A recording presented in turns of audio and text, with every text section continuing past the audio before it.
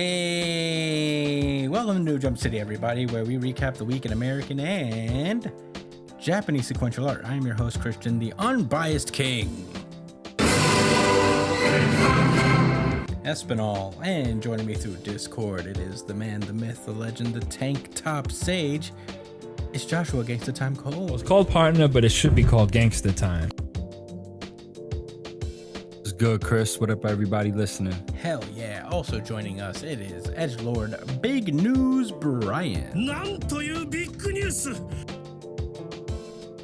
Stop.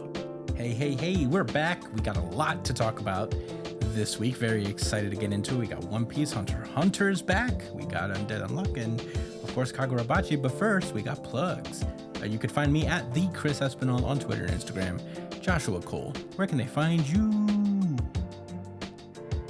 At JD Cole _37. That's on Instagram, and at New Jump City Josh on X and TikTok. Brian. You can find me at beat.esp on both Instagram and Twitter. And if you want to catch me when I'm streaming, you can find me at twitch.tv/. Yeah. You can follow the show itself at New Jump City on Twitter and Instagram and TikTok. Email us at newjumpcitypod@gmail.com with any questions, suggestions, anything you guys want us to talk about. And we'll talk about it on our pre-show chat show that we do, which is part random nerd talk show, part weird sports podcast, part many other things. We just pretty much talk about whatever we want on that. So check that out. Ask questions on that. We'll answer it there. Or, you know, if you guys want to give feedback on the chapters that you've been reading, that we've been reading ourselves, let us know. And we'll talk about it. We'll have a discussion. And yeah, subscribe to us on iTunes, Spotify, Google Podcasts. Not Google Podcasts. God damn it. I'm so used to saying it. I've been saying it for 4 years straight. But YouTube, obviously. Check us out on all those platforms. Give us a like, share, subscribe, rate, review, all of the things that you need to let people know that this is actually a very good podcast and worth all of your times. And yeah, let's not waste any more time. Let's get into the show proper. It's time to get started. Spoiler alerts, by the way. We're doing spoilers. One Piece. This is One Piece chapter 1128, RPG. Last we left off, the original 5 Straw Hats have seemingly made it to Elbaf, as it looks like, as they've had to face off against these gigantified animals. It was a giant cat at first, and there was a lion, but the cat can transform into a lion or something, and, you know, among other things. And everybody's confused right now. There's a lot going on. There seems to have been some kind of weird illusion trickery at play regarding certain inconsistencies with the outfits of the Straw Hats, leading us to believe that everything is not as it seems here in Elbaf, if that is where they really are. And yeah, this chapter opens up with a panel that made me laugh out loud. It's just Sanji, just like, this can't be a dream. There wouldn't be any men in it if it was my dream. And so Sanji takes Nami down to solid ground out of this weird castle that they were trapped in. And really, everybody's just trying to figure out what the fuck is going on. Usopp says that in his view, these are Elbaf. They're wearing Elbaf warrior clothes, and someone dressed them in them. But there's no way that Elbaf, a land of giants, would have clothes their size. So what the hell's going on? And Nami pauses like, well, do you think we've been transformed into giants? I mean, this tree can't be real. So, you know, the idea is that they're going to go around and explore and try to get to the bottom of everything. And they come across this guy who is also dressed in this weird Viking-esque garb, but he has like a leather jacket and he's riding a giant grasshopper, it seems. And yeah, basically this stranger explains that The grasshopper looks pissed. Yeah, pissed off grasshopper. Just a disgruntled one. Um, and yeah, he explains that everything in this area belongs to the sun god, and that this guy in particular serves the master Iskat. And they're like, wait, there's a person here? And like, no, the master is a giant cat, actually. And they're like, oh. And he explains that you might call this the land of the gods. And he's like, I should be leaving now. The needle god hedgehog is looking out for food. And I got to run, go to the ear god. So, and feed it before it burns our town down. And the Straw Hats are just like looking away, looking suspicious as shit because the monster trio fucking defeated all of these gods. Usopp is even covering Luffy's mouth because he's just afraid that he's gonna blurt out that they beat up their gods.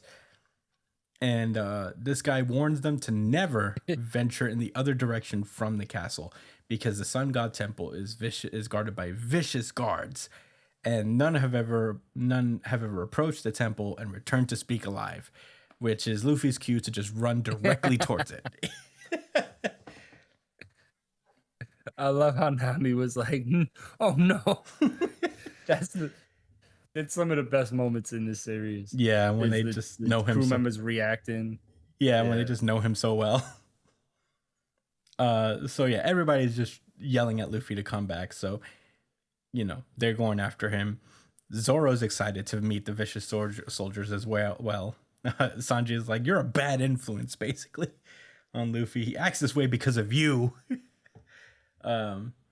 So the Straw Hats chase after Luffy, and eventually Luffy just hits a wall, like a wall of glass, and it shatters, revealing that there's actually this little workshop inside, and they've seemed to have entered this like actual Elbaf. This seems to be like a kingdom that was built by whoever inhabits this weird workshop. And funnily enough, this is where they find Chopper, who was seemed to have been stuck in the little sewing machine. And I guess like whoever was there stopped mid making Chopper's clothes and left him there.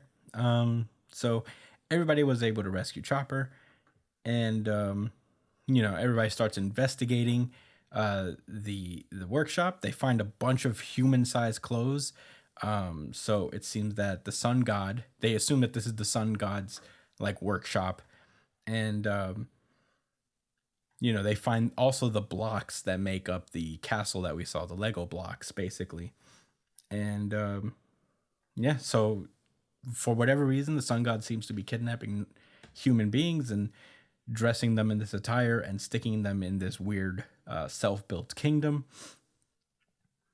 So yeah, I guess everybody's got to try to find the rest of the crew.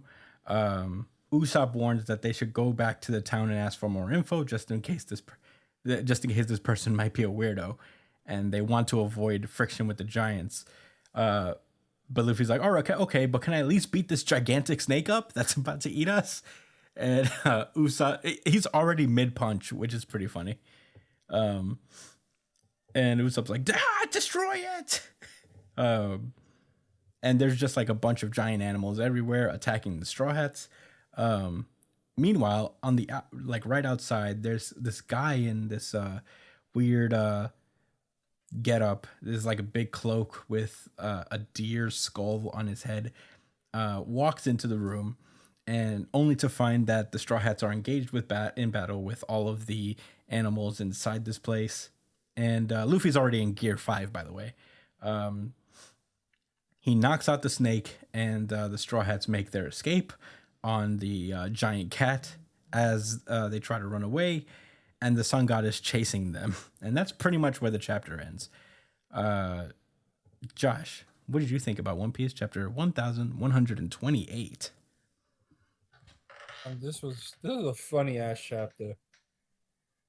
The highlight of the whole thing had to be when the guy was explaining like all of the gods that he has to like look after, and knowing that they slaughtered all of them. Well, I guess except for the cat. But yeah, he said the rabbit, the ear god, which was the rabbit, was found in the middle of the square. Like it's hold on, what did he say? It's smoldering corpse. He said, I'm running a bit late to feed it because the ear god, a giant rabbit, was found burned to death near the town. If you're hungry, you should go get if you're hungry, you should go into town to get your fodder. Did I tell you I laughed out fucking loud? God, I didn't know these, all of this shit was fake yet. When I first seen this shit, so yeah, it's Oda's a funny guy, man. Yeah. No, definitely. The comedy of this chapter was really great. Yeah, I don't know how the Straw Hats got here.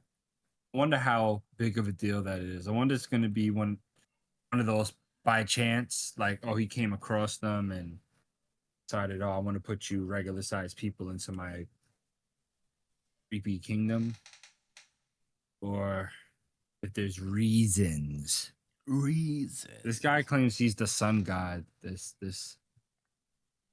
We're gonna get some lore pretty soon. I'm really excited.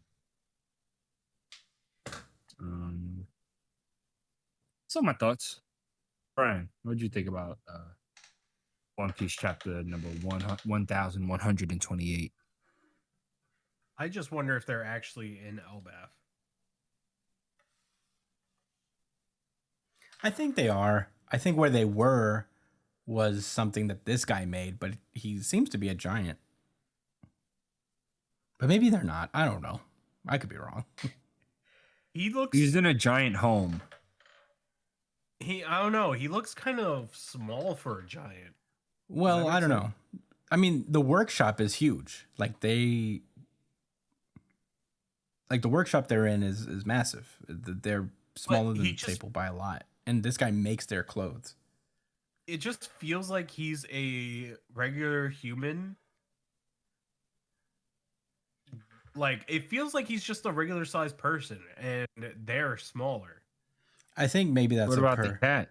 I think maybe that's like a perspective shift because we're seeing it from his end. I mean, like, everything is going to look kind of regular on this island from a giant's perspective because this is their regular size.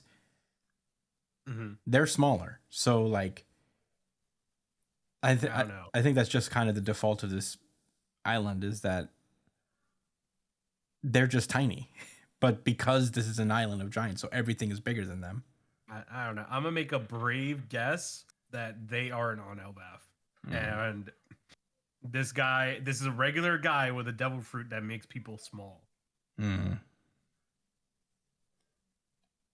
Brian, you are a fiend. You are a take fiend. you are a prediction called it fiend.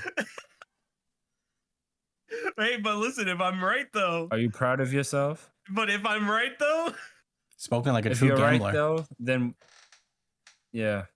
No, I just feel something feels off about this. It doesn't feel like.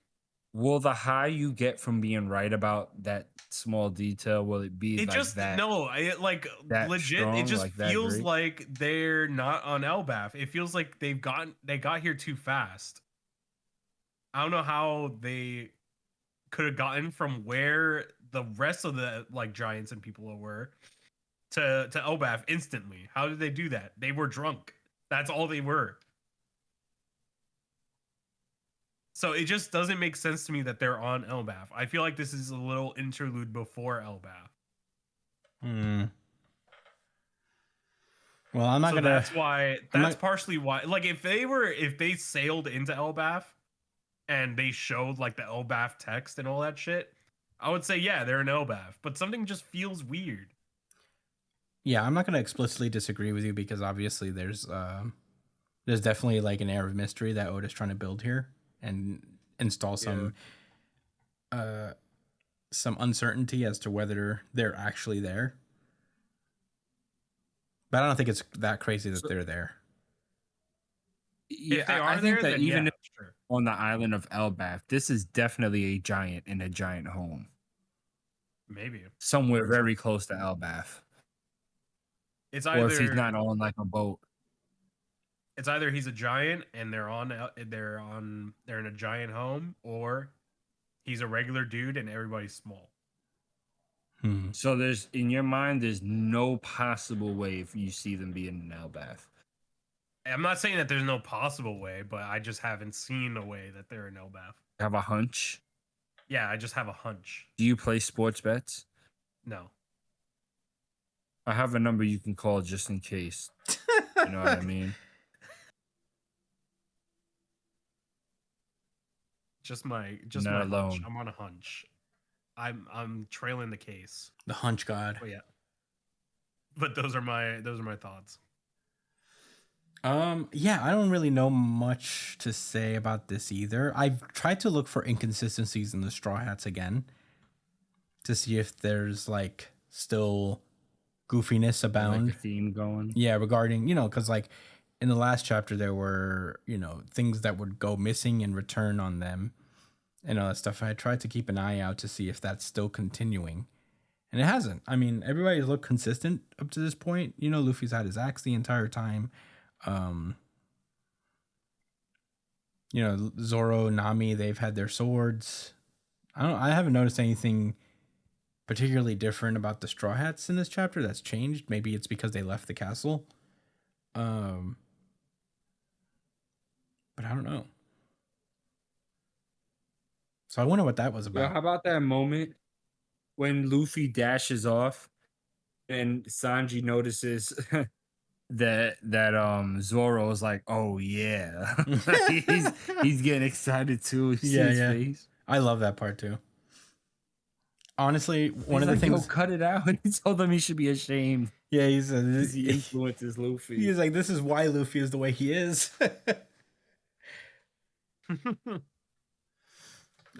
Yeah, honestly, I'm happy to see the original 6 Straw Hats have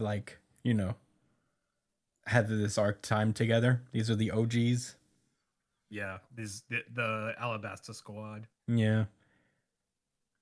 There was also there's a lot of fun core stuff to the characters like sprinkled in the last couple chapters Yeah. that I've been appreciating. Yeah. I think what was really cool also was Luffy telling Usopp like, you could have beat that cat. Like, why are you acting so fucking? Oh yeah, that was funny. Scary for?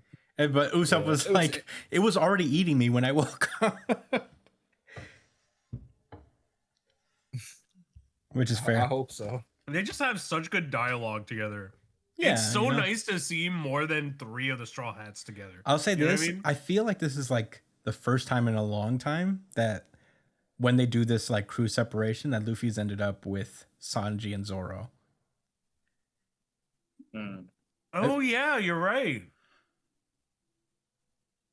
Every time they separated the Pirate 3, it's because the rest of the crew has gotten so much stronger. Yeah, Dressrosa, he was there with Zoro and Sanji, but then they split off on their own after a certain point. But yeah, this is the first time like it was just the original 5 and then Chopper. But yeah, I love this dynamic. I miss this crew. I miss the crew just being goofy. Who's next? No, Robin. Robin was after Chopper. I said next, but Robin, right? Yeah, Robin was after Chopper. Yeah. And then Frankie. Then Brooke. Then and Jinbei. Brooke. And Joya Jinbei. Jimmy. It still bothers me that I forget sometimes. The order? No, that Jinbei's there. Yeah. Hey, he's brand new. He's a crew member. He just needs a little. He's brand new, He's brand new. Yeah, but I don't have a lot to say outside of that. I love the dynamic they're showing here. This chapter was very funny just because they had these characters bounce off each other again. I mean, the first panel made me laugh already. It made me kind of happy in that sense. The only thing that people seem to be pointing to is that Usopp's no longer muscular for some reason. I feel like he used to be more jacked, but now he's just super skinny then.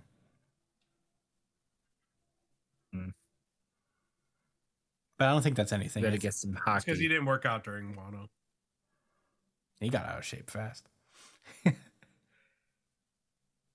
But yeah, he that's wasn't on an island of insects. yeah. He missed out on his training regimens. But yeah, that's all. That's all I gotta say. I don't know if you guys have any rebuttals or anything to add.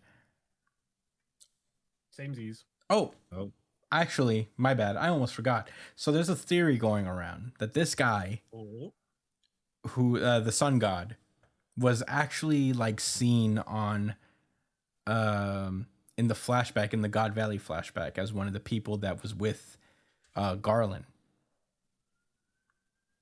Ooh. 'Cause he So had you think this- He's a god knight. this guy. Yeah, he's a holy knight because this guy has the same mask as someone who was on God Valley had. Seriously? Mm-hmm. Brian, if you want to look it up, I don't know. That sounds right. I want to say they're looking into it, and that's not true, but we'll have to see. I'm looking into. What should I look up?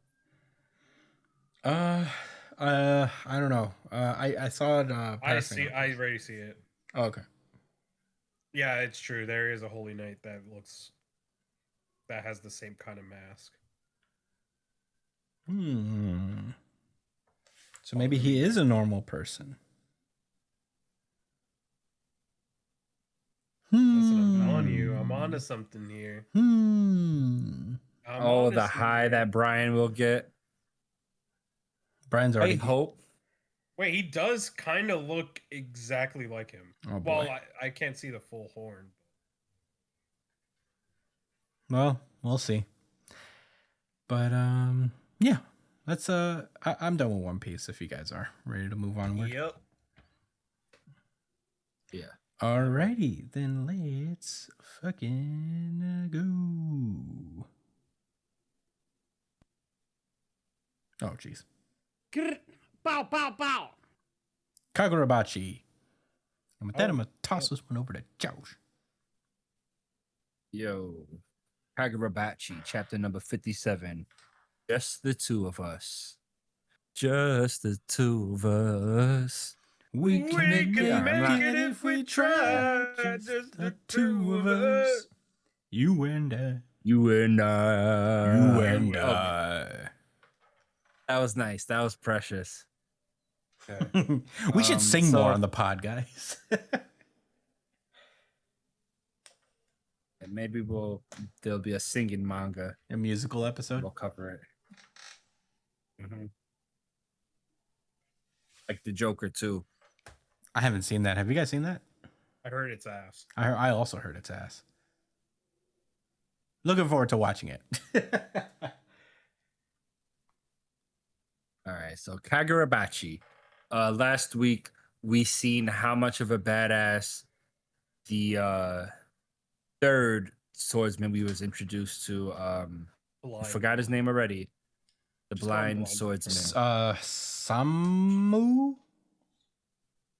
Yes, Samasu? Samasui. Samasui. Samura. Want me to look? Sorry. It's Samura. Samura. Thank you. We were introduced to Samura.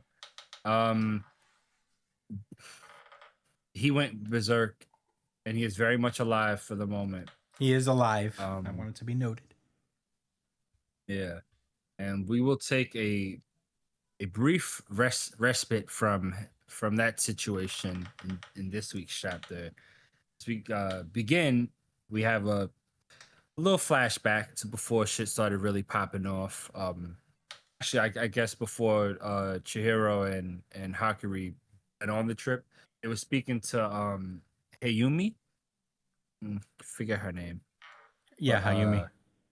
Right? Hayumi, she basically explains how, like, for a long time they've been a step behind the Hishaku, essentially ever since they attacked Chihiro's father and took all of the swords. Like, the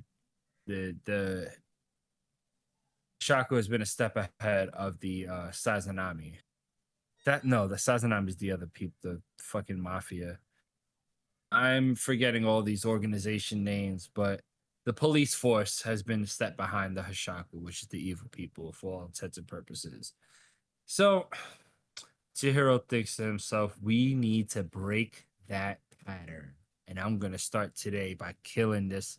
Well, no, actually not killing this Hashaku sorcerer, but making this creep spill it, all the information about their goal and their plans.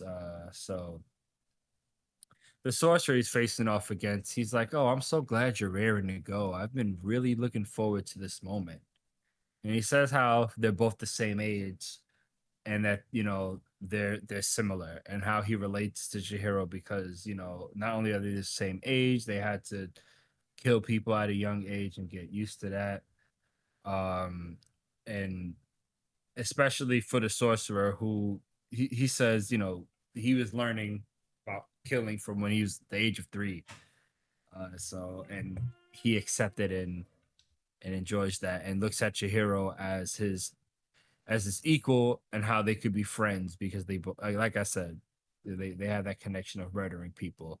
That gets Chihiro very upset as he lashes out towards him and he screams, oh, don't you dare equate me with you and your heinous deeds. He sounds like such a white knight. It's hilarious. He's like Shadow the Hedgehog. Oh yeah. Yeah, just with a little bit less evil edge, or angel edge. Anyway, so the sorcerer is like, oh, we're equals. You could call me Hirohiko. Yeah, Hirohiko. And then he claps his hands, and I guess the other sorcerers that was like in the background pulled up, join the fight as the sorcerer spreads all of these like papers around. That's a part of his ability. Chihiro notices that he can't locate the sorcerer, and that's because he slid the fuck up out of there in the most casual way possible. He literally just walked down the block, and he's in regular like society and traffic. It's like, how to go about this? And he pulls up to a theater, and this is where we find out how much of a cocky edgelord Hirohiko is. So as he's watching this classical play, he thinks to himself like, all right, I'm gonna let the assassins deal with Ruha, while I enjoy this play. And he looks over to the guy next to him. He's like, oh, is this your first time seeing the show? And he's like, yeah, never seen it before. And then he's like, oh, we should keep our voices down. The show is going on. And then he just starts spilling the beans of the whole act. He's like, the hero Sasuke defeats the black ogre at the end of the story. He gets his family back and peace returns to the island. So full on spoiler warning for this story. I don't know the name of it, guys, but sorry for the late spoiler. But we said spoilers overall at the beginning of this of our podcast, so it's only out. Unlike him, this guy's a real menace. He doesn't care about spoilers. Yeah, the guy's mad tight.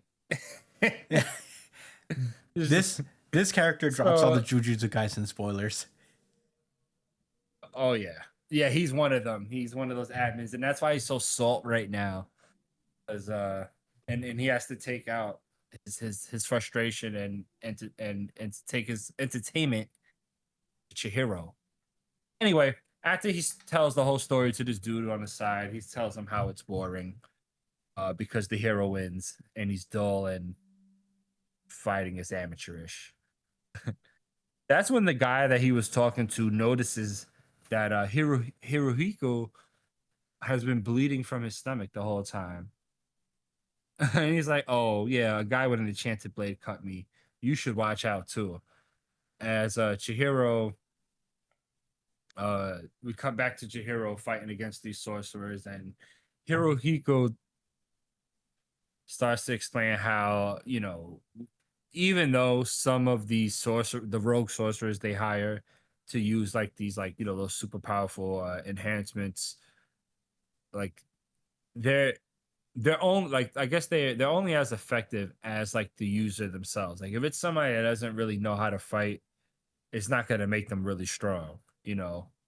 But and that was pretty much the case like with the sorcerers that attacked the first temple, where Haruha, the the second swordsman was introduced Uruha. to. Oruha, yeah.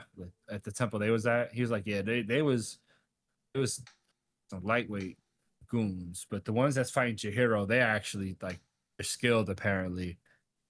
And all the while Chihiro's fighting them, he has all these papers flying around, so he's like assisting them. And right as Hirohiko again still talking to this guy while the show is going on, says, "Here comes the bad guy. This is the good part." Bing. That's the banjo or whatever that thing is called. That Oh man, I feel string like I knew instrument. it for a second, but I forget. Isn't that Shamisen? Yeah, shamisen. Thank you, Brian. Yeah, bing. I like it. Right as that happens, Chihiro busts through the ceiling with all these sorcerers as he is slicing them up. Like cuts one guy's head off, another. He cuts a couple of their heads off and limbs. Did all of that in the air. Yeah, super All cool. the blood lands on the crowd. Yeah, very cool. Very Yeah. edge. Yeah, He extremely lands in edge. the coolest way too. Captain America would be proud. Iron Man would be proud. So now Hirohiko, the enemy sorcerer, is I guess monologuing to himself, not talking to the guy anymore. He's sparing him. He's like, oh, the other major problem with the Dat Tenseki, which is those enhancements, is the short-term element. Sojo took his time getting to know Enchanted Blade, which was the owner of the second owner of the Cloud Gouger that from the first arc that Chihiro killed. They say he took his time to know the Enchanted Blade. And the fact that they can only use the Daten Seki momentarily means they never achieve mastery. Still, though, they could be effective, I guess. And he's like, damn, Chihiro, you're unscathed.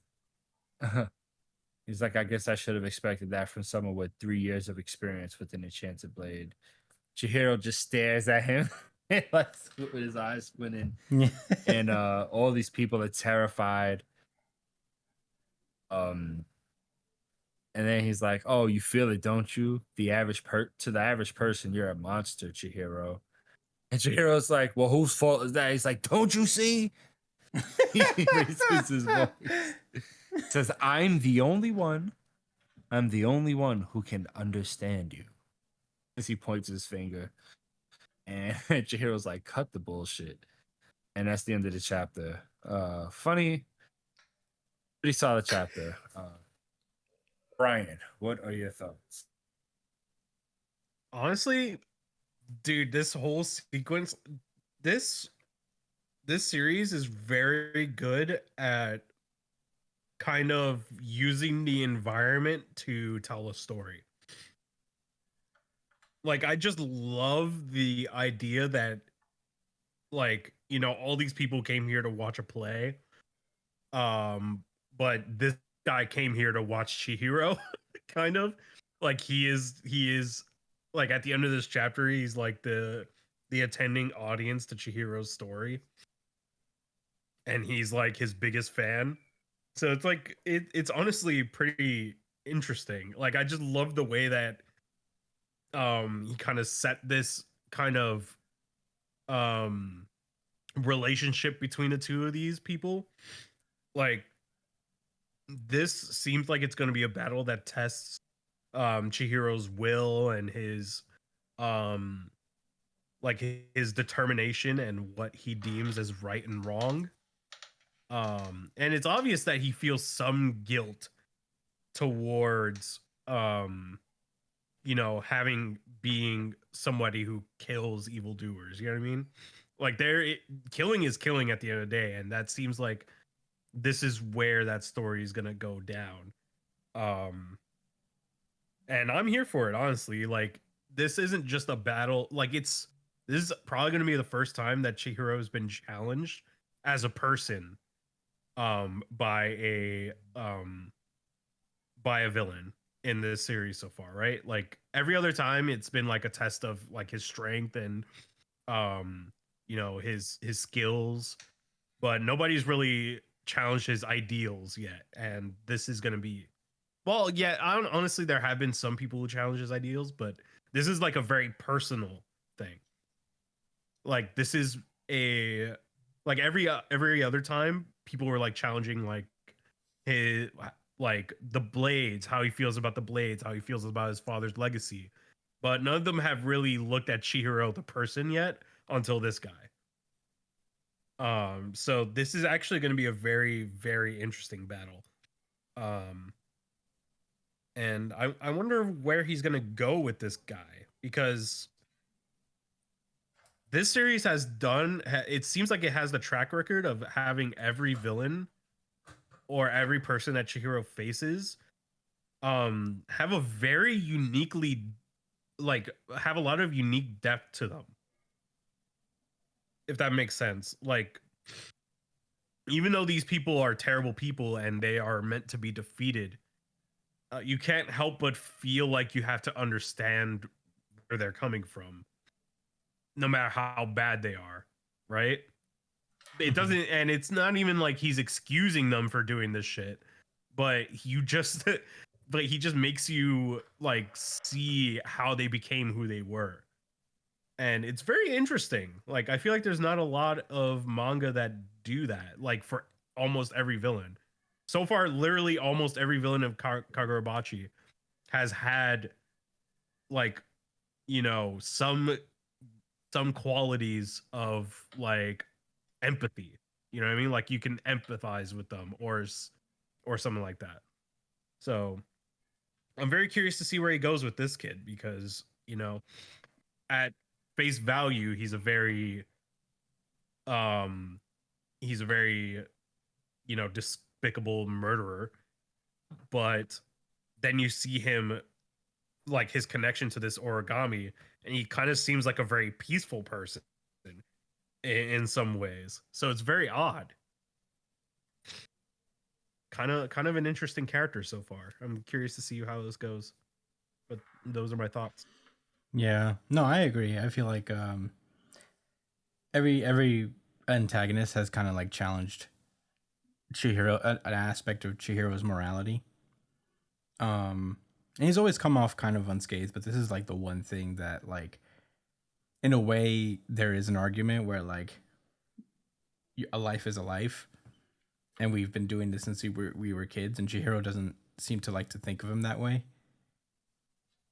of himself that way. I mean, as just like an indiscriminate killer. Like, he likes to believe that he's doing it for a reason, but at the end of the day, you're still like killing people.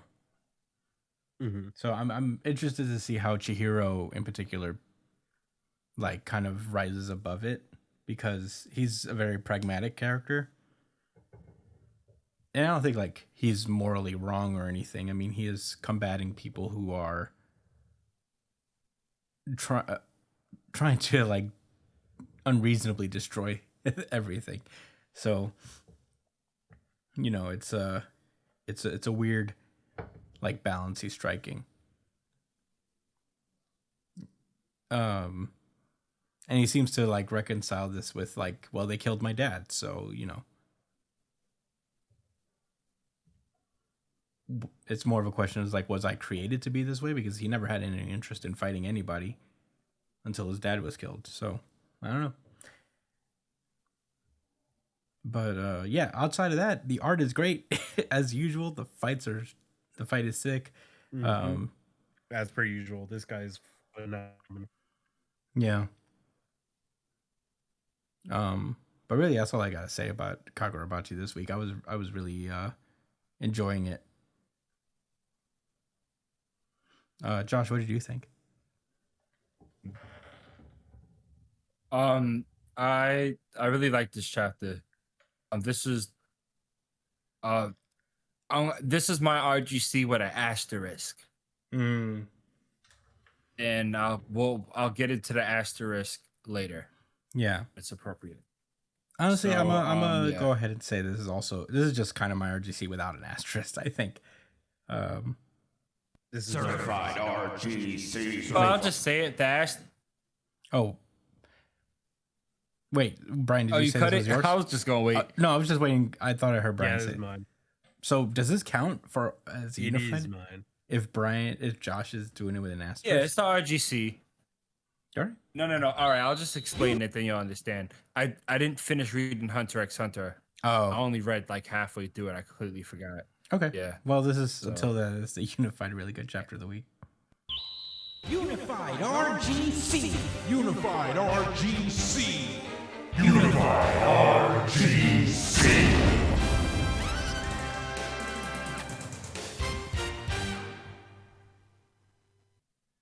Yeah. So here's the other side to that RGC, right? I did not feel that way about the chapter until I developed some thoughts based on what you guys were saying. So it definitely was more of a retroactive RGC, but it earns it nonetheless. I just assumed Hunter x Hunter was going to be lit. We'd all probably give it to that. But wow, was I wrong? Anyway, so I think that this chapter, or rather like this situation with Chihiro, is gonna kind of be about like his philosophy, like as far as like how he looks at what he's doing, and playing against other people that do similar things but for different causes. I think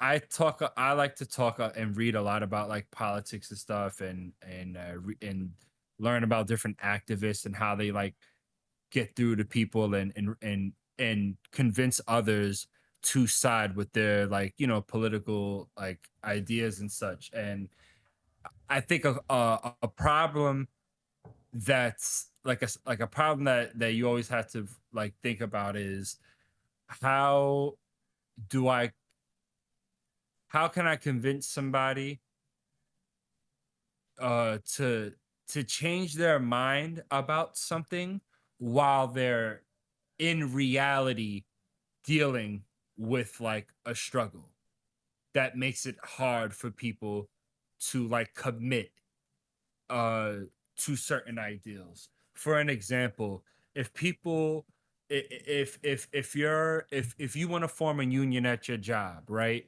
And or let's say you form a union and you want to go on strike for something, there's a very real possibility that you guys may not win, and you could probably lose your job. Or even if it's not that you don't win, that the strike lasts for so long that it really like affects your family because you're not getting checks from work, or what, maybe you are getting checks from the union for for strike funds, but it's not close to the amount you would get from your job. Point is, like, these are hard fucking decisions that people have to make in order to realize what they want in society, like, and like in the changes in this world. We've seen it during the civil rights movement. People were sacrificing their bodies, their well-being, in order to fight for a cause. So it's all about what you're fighting for, to that in staying solid, you know again in the cause, and taking those action. Anyway, it may sound like I'm droning on, but the point I'm trying to make here with Chihiro is that it's he's killing people, and that's not light. I know it's a manga, and in all of these stories people kill each other and stuff. It happens all the time, but uh, to me, life is precious, and it's not just a simple matter if someone gets killed. It's a tragedy. If you had to defend yourself and kill somebody in the process, you did what you had to do, but it's a tragedy. I don't look at that as, oh well, that guy had that coming. I say, well, damn, now I'm so upset that whatever decisions this person made led to that situation of them losing their life and not being able to learn from their mistake and grow and be better. This is the only life we know. I don't know what everybody else believes in, and everyone's entitled to that.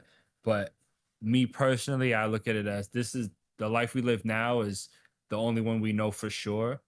And to take that away from somebody is like the ultimate sin, so to speak. That's that is the worst thing you can do to somebody is end their life, because there's no coming back from that, no matter what you believe in.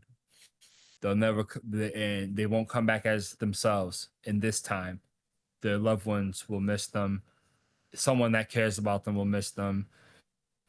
And it's someone, it's anyway. This Hishaku assassin may be toying with Chihiro's mind and trying to throw him off, but he's making a good point. And Chihiro, I'm sure he already understands this, like internally, that like he, kills for a reason. He has justification. I mean, he was even about to say, "Oh, whose fault is that?" As this guy was trying to claim how all these people look at him as a monster. It's like, well, yeah, because you're trying to attack me and these samurais and take over the world. So I know you're talking some bullshit right now, but I think Chihiro, he's always been level-headed since an early age. Whether that's realistic or not for a person in real life, the fact of the matter is it seems like that's something that's been a part of him forever. So I don't look at his emotional strength and stability as something that's been honed and trained. I think he just has a natural tendency to be cool-headed, which is why when he fought against that first Hishaku sorcerer with the tattoo, why he started breaking down and going crazy like that. It was such a I still remember like how shocking that was to me, because Chihiro was acting so different. And I really think the author made a point of that. And I think in this fight, this is where Chihiro has to overcome, that emotional stability, because he's not going to be the first one to test him in that way. He needs to stand firm in his mission, and you can acknowledge that it's wrong to murder people. Like you can acknowledge it's wrong and it shouldn't have to happen, while at the same time doing what you have to do. That's what, that's what I think Chihiro, that's the conclusion I think Chihiro has to come through to in order to not let people like this fuck with his psyche. This is a growing moment for Chihiro. All right, those are all my thoughts. Yeah, well, that was really poignant. It made me think of something. Is that I think that there is a part of Chihiro that knows that like he is doing this mostly because he is trying to keep the swords from getting into hands that might make the worst out of them and make the world a worse place. But I'm sure there's like a part of him, because he is so pragmatic, that is aware that there is a part of him that's doing this for revenge for his dad. I think that that's what that little flash to his dad being dead is part of it. He's like, yeah, I'm fighting bad guys who are trying to do bad things with my dad's swords, and I'm trying to prevent his legacy essentially from being tarnished and misused. But also, these guys came into my house and killed my dad, like murdered him in cold blood in front of me. So I feel like this is going to be more of a reckoning that of Chihiro being aware that like, hey, you're also doing this because you're upset about them killing your dad, and you're doing this partially, at least, for revenge. And I think that's going to be a very interesting thing to see with someone like Chihiro. Right. Because it's natural, it's, you have to accept these things. We're not perfect, right? We're raw emotional beings. Mm-hmm. You know what I mean? Yeah. And Chihiro to this point has been fairly like, he doesn't lead with his feelings. But yeah, it's starting. I feel like it's going to come to a reckoning, especially with this guy pushing him and saying like, you're just like me. Someone who you perceive to be just like a reckless murderer. You're just like me. And he's like, actually, I'm only this way because circumstances has pushed me to this point. Like there's things that have happened to me and things have been taken from me. You know, I feel like this is going to get to him because he doesn't want to be lumped in with the same people who killed his dad, even though he is doing arguably similar things. And he has no problems taking the life Yes. of people. I think that's exactly what's gonna be what this sorcerer and if you know if it's not Hirohiko or whatever, it will be somebody else at some point, even if it's one of the police force people who will try to challenge him, you know. It's just he has to accept that there is an element of revenge in it. And just to be clear on how, like, on my opinion, had Chihiro been doing this for the sake of revenge in itself, he'd be wrong. And he'd be exactly the same as these people who feel like he needs to take lives in order to reach a certain end goal and mission. That would be the reality. But, you know, if he does accept, which I think he already kind of does, right? But like if he is able to fully flesh that out, that, you know, it's the pain of losing his father and that he doesn't want anybody else to have to go through that. What these people caused and what they plan to continue to cause if they're not stopped by lethal means, unfortunately. This Hirohiko kid sounds like a victim to me. Not to be that guy, but just keeping it real. He said he learned about murder at 3 years old. That doesn't happen unless something terrible is going on. Yeah, this kid was let down. So, you know what I mean? He shouldn't have to die. Somebody led this Young man astray. Chihiro's friend.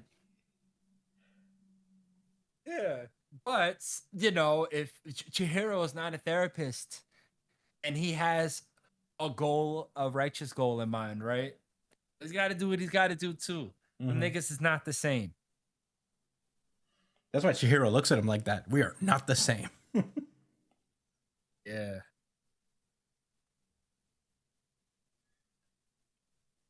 Yeah. God damn, this series is so good. If nothing else, you know, we were also spared another week from a truly embarrassing introduction.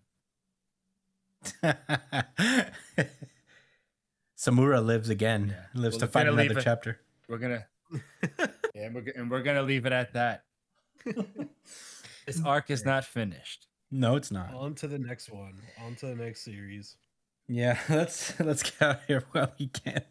All right, that was Kagurabachi. Let's move on. Unify. Bloody Cross. Undead Unluck. Ooh. With that, I'm gonna pass this one over to Josh. Yo, it's me again. Undead Unluck by my good friend Yoshifuma. We talk. Chapter number 225. I want to get to know. Last week, Undead Unluck got its first RGC in a while, because Chris and I were super fucking psyched that the characters are gonna go off into 1v1 battles against the Master Rules that are surrounding the Sun God's body. Very reminiscent of this Digimon character, like one of the evil people from one of the arcs. Like the characters had to split up into its like body, and it was like circles, and they all had to like fight like a specific enemy. Anyway, I get carried on. We cut to Andy and Fuko staring off at Death and Luck, two Master Rules that decided to take them on directly. And they're like, oh, so you're trying to take each of the 10 superior rules down, huh? Your plan is not misguided. However, it is impossible. You lack your sole means of conquering us without injustice. Yeah, if you guys didn't know that injustice was a really big fucking deal, Apparently, we're gonna Yeah, nail that shit into your head in this chapter. Believe that. So, Death, which is the nun, by the way, is saying how they don't stand a chance without Injustice's presence. That's the only reason they was able to loop in the past. It was, and survive to cross over. It was like with Injustice suppressing their abilities. But Oko and the gang ain't there to go to the next loop. They're there to fucking win. So, Lux starts fighting against Fuko, and he's pressing her like, "Yeah, you should use the remember, that artifact that'll make everybody stronger by remembering all of their, feats from the past loops. It's like obviously the smarter decision. Just do it, and it'll give Julia Injustice. But the problem with that is, well, I'm gonna get into it a little bit later. So, Gina's fight, like we cut to a few of the characters in their like 1v1s. We see, you know, just like quick little snapshots. Sick while fighting against Rip and Latla, tries to launch a surprise attack on Chikara. Is that his name? Yeah, on Unseen. No, Unmove, I mean. Yeah, Unmove. is And they Chikara. can't see. Yeah, they try to attack Unmove, but they can't find him because your boy Sean, Brian's second favorite character, is using his unseen ability, Clutch, to protect Chikara, which is protecting the entire planet, by the way. So Sean is essentially responsible for protecting the entire planet from being destroyed by God right now. How's that for being important? Anyway, Fucking Sean. Fuko starting to think to herself like, damn, like at this rate, we're probably not gonna like last that long. As we show, they actually name some of the rules that the union members are fighting against. We've got a bunch of them we knew already. Change fighting against Gina, War fighting against Billy and Until. Pretty Time, fire matchup, again- not gonna lie. That's a pretty yeah, fire right, matchup. War. Yeah, Yeah, 'cause War, it makes I'm sense. really interested in that one. It makes I'm sense for really those two to interested be in fighting War. against War. Yeah, in War and Justice, but we can talk more about that later. So yeah, time with Mui and Shen, which is also a Shen, good thanks. matchup very interesting, right?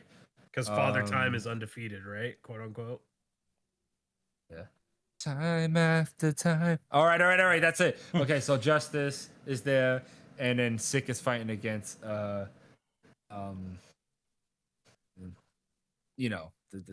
I named them already, all right? Rip and Latla. So whatever.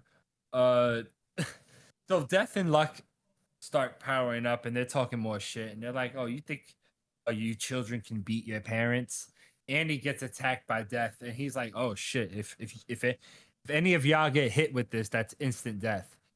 The thing that it doesn't affect Andy still. That's cool, I guess. But they took good chomps out of him. Anyway, Andy's like, "I'll deal with Death," and Fuko's thinking to herself as she has the artifact remember out, and Andy's like, "Oh shit! Like, are you gonna use it?" And Lucky's like, "Oh yeah, nice." Remember, guys, it seems really weird that that the enemy really wants them to use remember. That's been like kind of put in our face, but yeah, just wanted to point that out. And then Fuko shouts out to Julia, and she's like, "Listen up. It's time you made up your mind.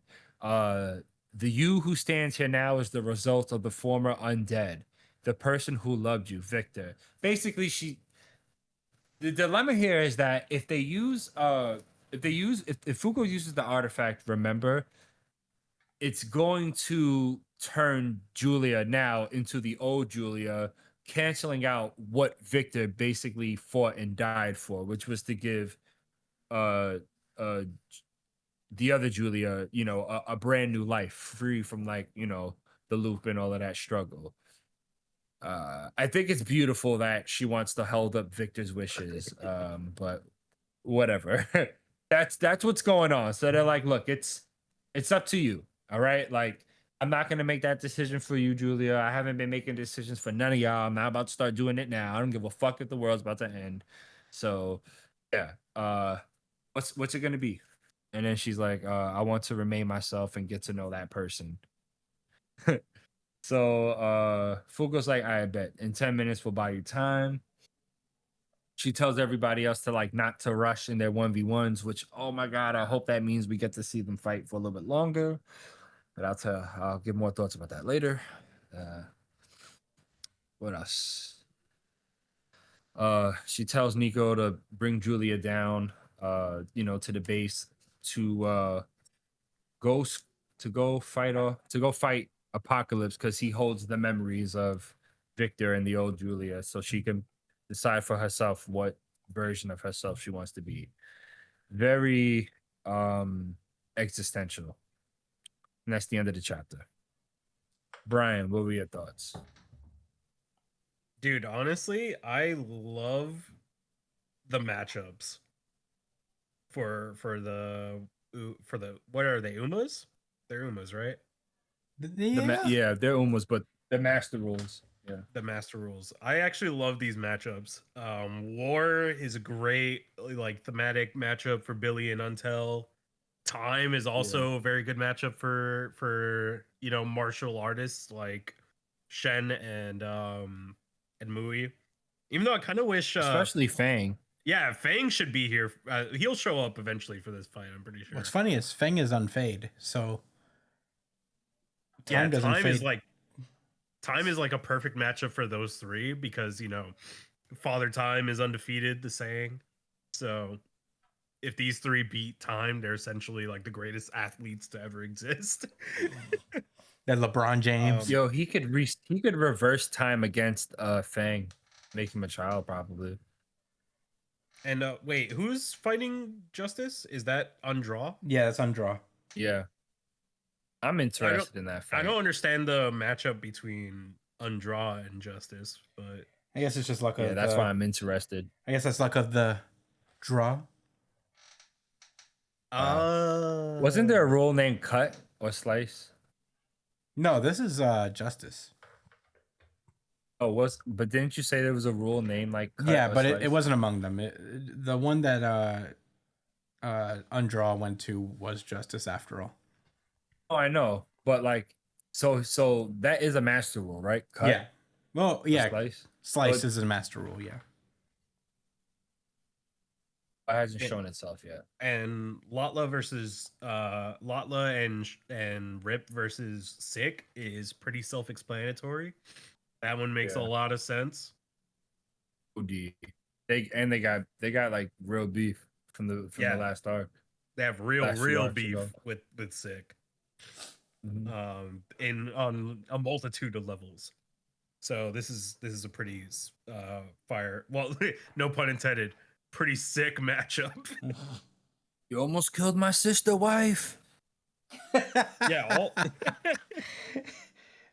How dare you almost kill my sister wife? But yeah, all of them make sense except for Justice. I'm sure they're gonna cover that up pretty easily. Well, I feel like undraw is just like kind of a placeholder for when Julia finally makes it there.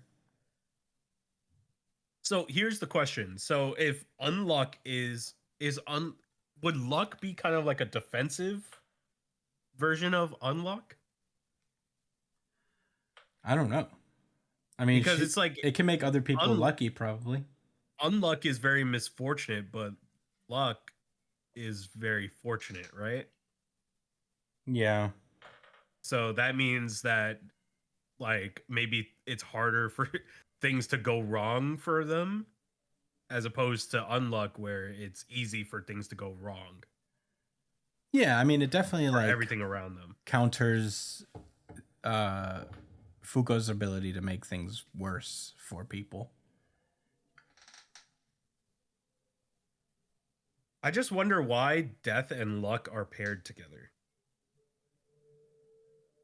To fight Undead and Unluck. Like, but do you think they were like prior to this they were close? Like, is there a theme of Death and Luck being similar things aside from Undead Unluck? I mean, aside from the main characters of the series, not specifically, but um, Luck did say he wanted to fight Fuko himself, like personally. He was one of the characters that said he had someone he wanted to face personally. I don't know if Death had one specifically, but I mean, he's undead and she's Death, so like, why not? Makes sense. Most of them are most of the characters are kind of paired against their opposite, except well, Except for Undraw.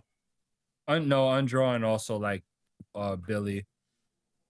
No, Billy is well, yeah, like as a personal, like as a It's personal unfair, thing. not war.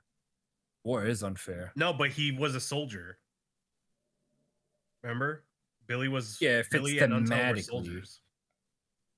Yeah, so Yeah, everybody has like a thematic opposite in this match. oh right, except for Undraw, Undra seemingly. which I'm sure they'll maybe have like a thematic opposite.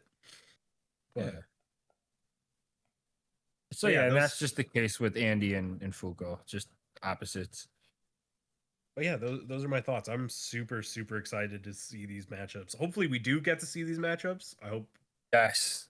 they don't get blown by. Hopefully. I'm actually praying that we get to see these matchups.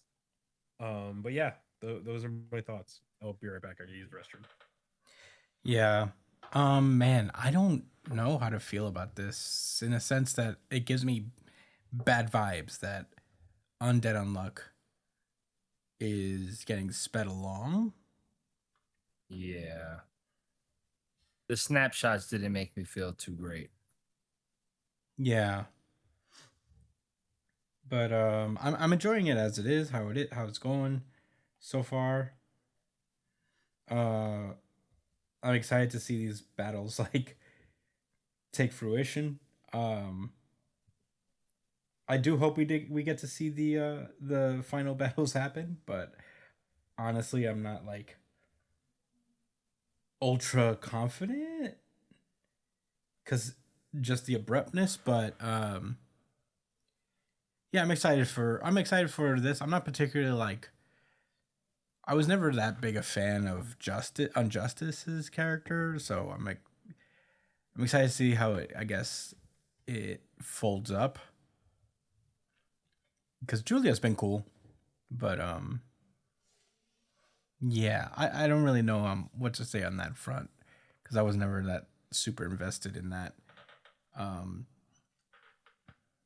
But yeah, the matchups are sick. I'm excited for the main final battle at the end, like the main battle is going on. I also hope we do get at least a chapter of everybody fighting. It doesn't have to be like a whole drawn out saga. So, yeah, I'm hoping it's good. I'm hoping it's not canceled, but it just gives me that there was a chill down my spine when I first saw like all of this being like expedited. A familiar place. Yes, the very familiar place. But really, that's all of my thoughts. I didn't really have a whole lot of thoughts about Undead Unluck this week. But I know Brian went to the restroom, so I'm like trying to. I can give some thoughts. Yeah, go for it. Oh yeah, I didn't ask you. I'm sorry. Yeah, Josh, what did you think? Well, we kind of have a tradition of Undead Unluck being the last one, and I usually give a lot of my thoughts during Brian's and Chris's takes, so it's kind of not really worth it. But I got some thoughts. A lot of it was based on the negativity I felt around, the speeding up of the series. I just felt like we wasn't gonna get, these battles the way I would like them to be fleshed out. However, there's a little bit of hope. I mean, we already know that Fang needs to show up eventually. So there has to be enough conflict within the fight with Time and Shen and Mui and all of them, right? For there to be enough tension built for when Fang comes to save them inevitably, it's impactful. And I mean, Fuko did tell all of them to take their time with their battles. I just don't think we're gonna get like like you know, two chapters, like one chapter at a time of people's fights. You know what I'm saying? It'll probably be mixed around and stuff. I'm hoping that's the worst case scenario. Yeah. I I respect Fuko's decision with with Victor.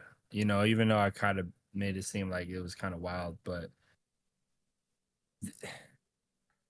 I his death has to mean something, you know. And Andy's alive. Andy gets to be a brand new person that Fuko loves, and all these other people really love and enjoy. Have learned to love, even the ones that knew Andy as Victor in the past. You know, they've learned to love and accept this new person.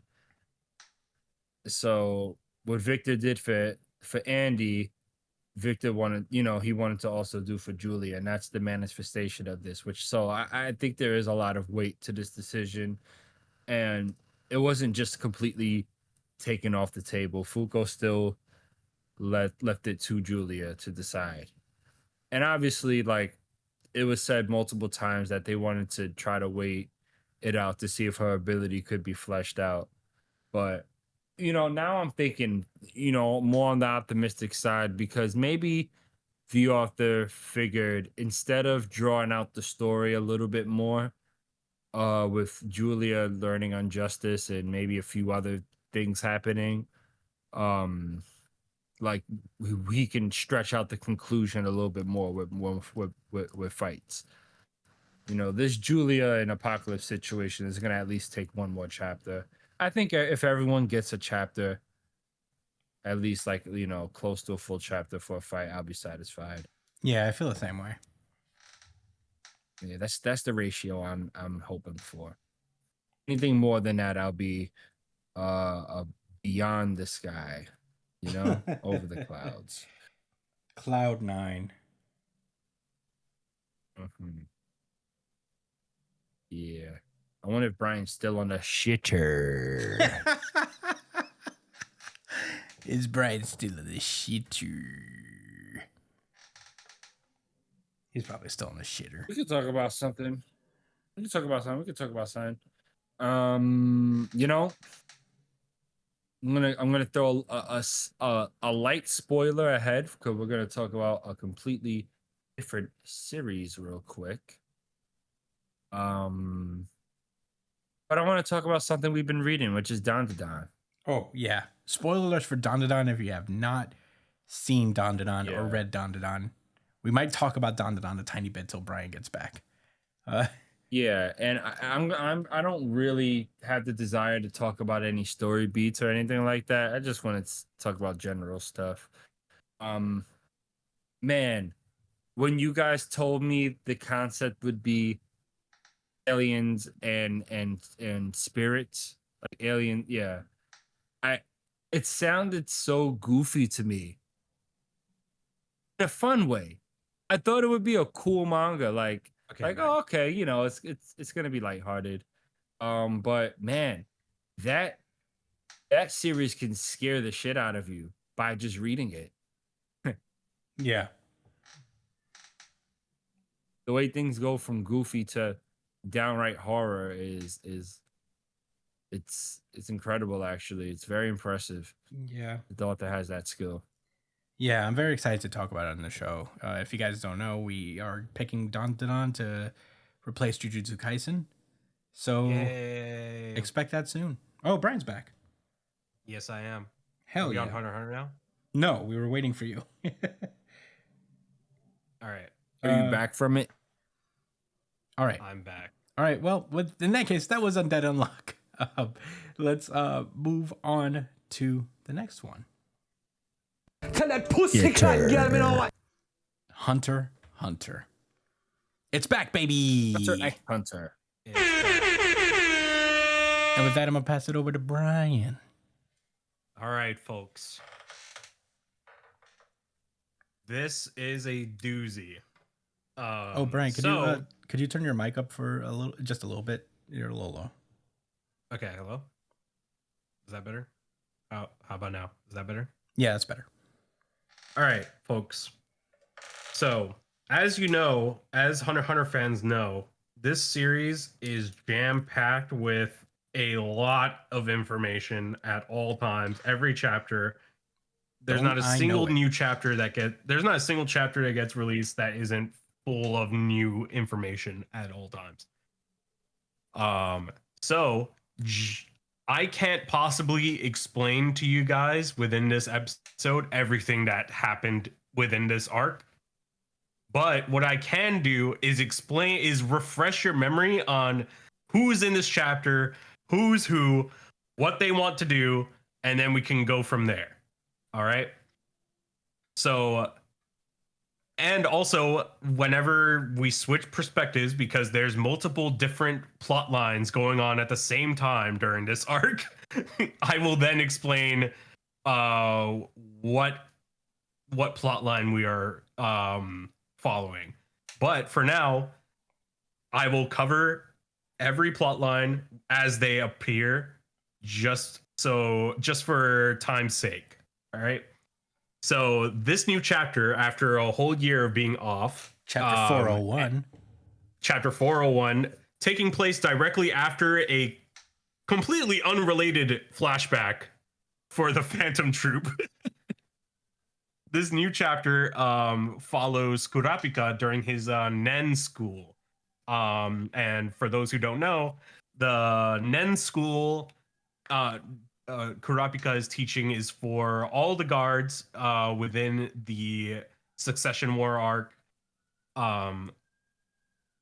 just to kind of level the playing field and make it less unfair, because there are plenty of princes, especially in the upper ranks, that have that all have guards that have proficiency with Nen, and some of them are actually kind of supremely proficient with Nen. So it's kind of like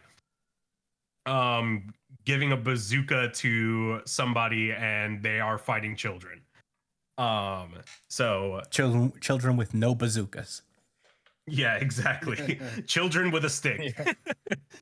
So that's the setting that this chapter starts to pick up on, where we left off with Kurapika kind of bringing people one by one into Prince Woble's quarters to kind of do a little Nen test to see to teach people their proficiency and stuff like that.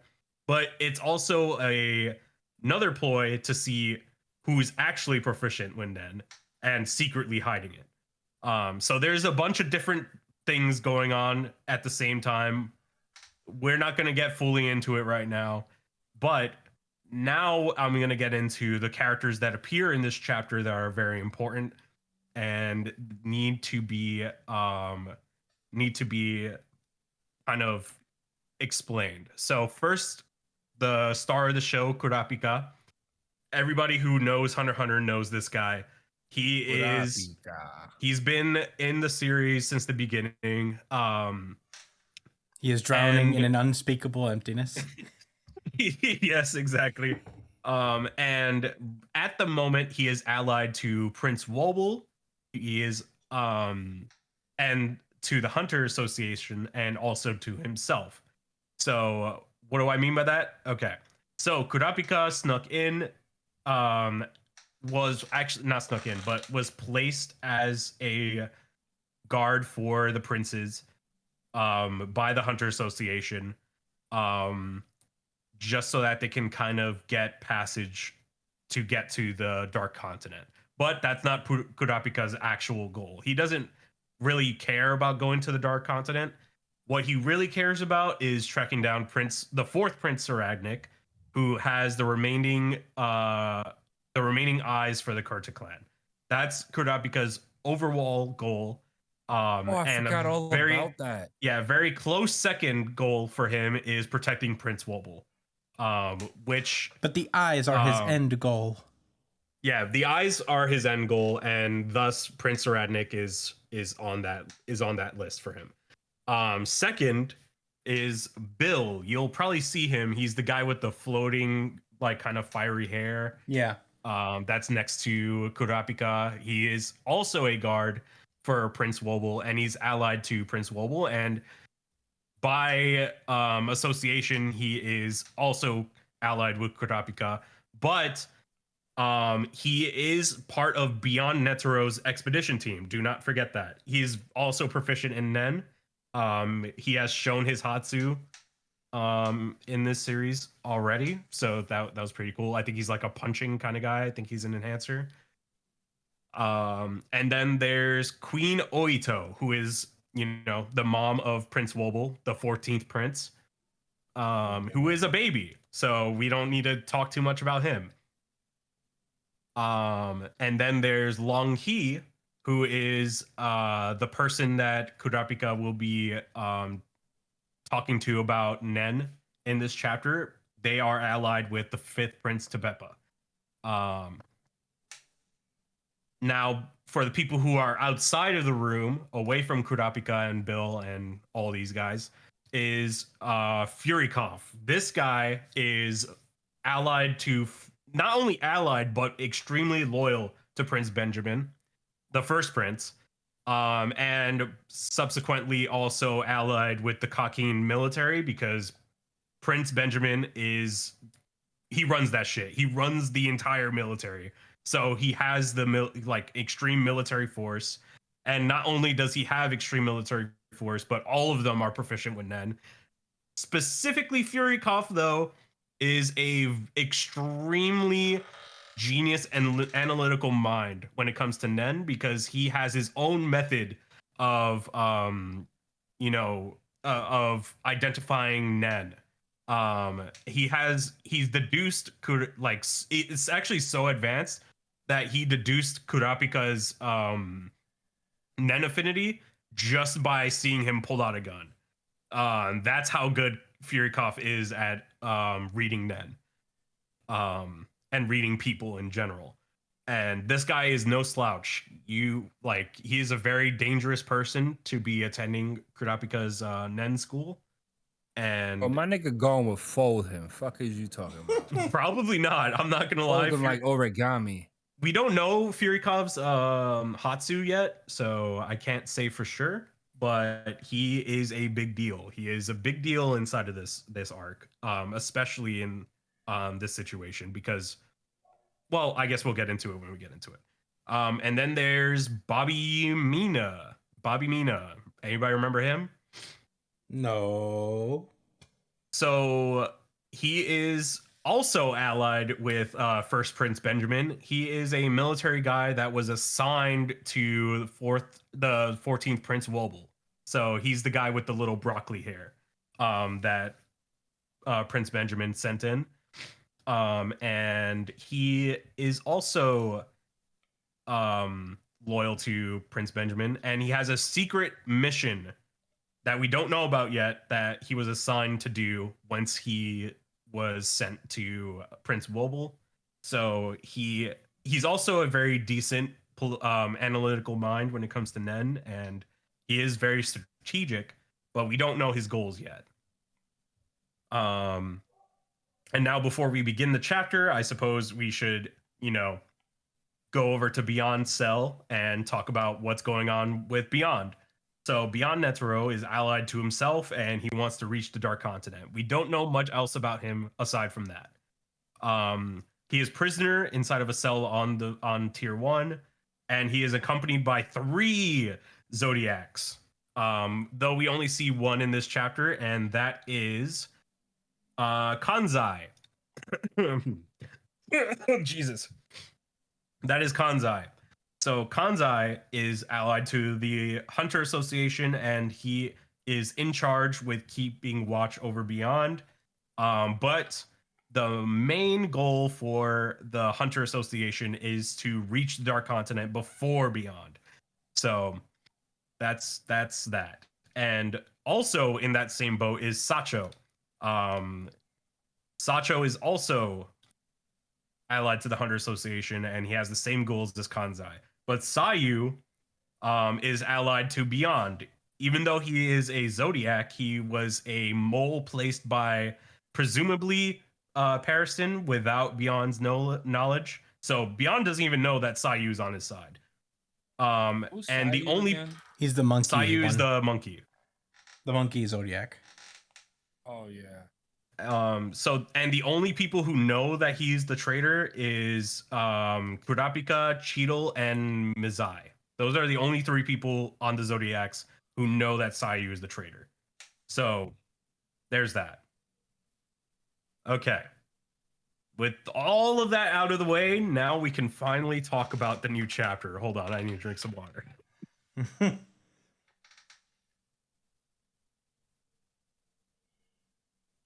You guys have any questions before we get started? No.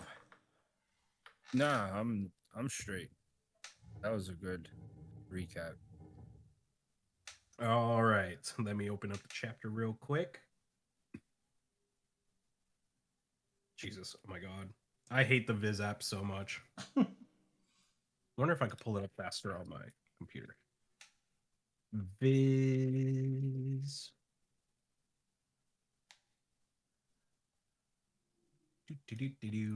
Okay, here we are. So you know what? I'm not even gonna talk about. All right, so the first thing that we see is Morena, and like a nice little watercolor painting of Morena and the black whale. I'll talk about Morena at a later date, honestly, because that's a whole nother can of worms to open. Oh yeah. So the chapter starts with Kurapika calling Long Hee into the room with them to like kind of do their little Nen test. For the reminder, Long Hee is a guard for 5th Prince Tepepa. And Furikov immediately caught her as a secret Nen user. And he's already wondering what she's gonna do once she enters the room. Whether she's gonna pretend like she's awakening Nen or if she's going to just, tell her as soon as possible. And he kind of wishes that she'd like, kamikaze to get rid of Prince Wobble. And we enter the room and we see the classic Nen test, the leaf with the water on it. It's called divination, and Long Hee denies divination and automatically lets everybody know that she can use Nen, which immediately puts Kurapika and Bill on edge. And she immediately clarifies, whatever's going on out there, silent majority, I don't know about it. For everybody who doesn't know, there is a Hatsu that's been released into Kurapika's Nen school that is killing everybody one by one. Nobody knows who it is except for Furikov. So that's why she had to disclose that the snakes weren't hers, because silent majority has killed somebody already and nobody knows who it is. And she immediately activates her Hatsu and says that it's called Transparent Words, Moonlight Act. It's a conditional manipulative ability. And by having someone sign it on a limited term contract, she can loan out her Hatsu or restrict their actions and stuff like that.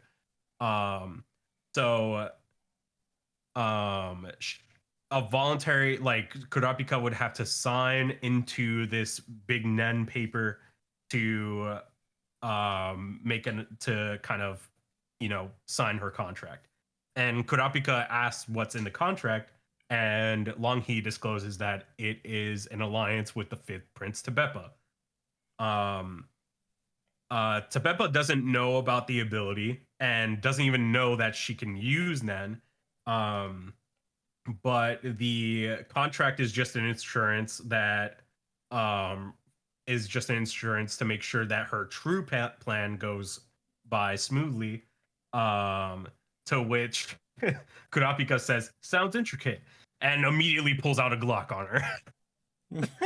He's like, "Oh, that's interesting." And at the same time as he pulls out the gun, he activates his own Hatsu, the chains. There are a lot of applications for these chains, but for the purpose of this chapter, this chain exists solely as a lie detector. He's used it before in the past. This is how he found out that Sayu was a traitor among the Zodiacs. If the chain moves, when somebody tells a lie, that means they're lying. If it doesn't move at all, then they're not lying. And Kurapika has actually used this ability quite a lot during this arc, because there's a lot of political intrigue and a lot of people allied with other things. Once he pulls out the Glock, Long He is kind of like, "Man, dude, like I can use Nen. You should like, you're not really scaring me." And she further goes on to clarify that her Hatsu requires her to explain the entire truth of her ability first.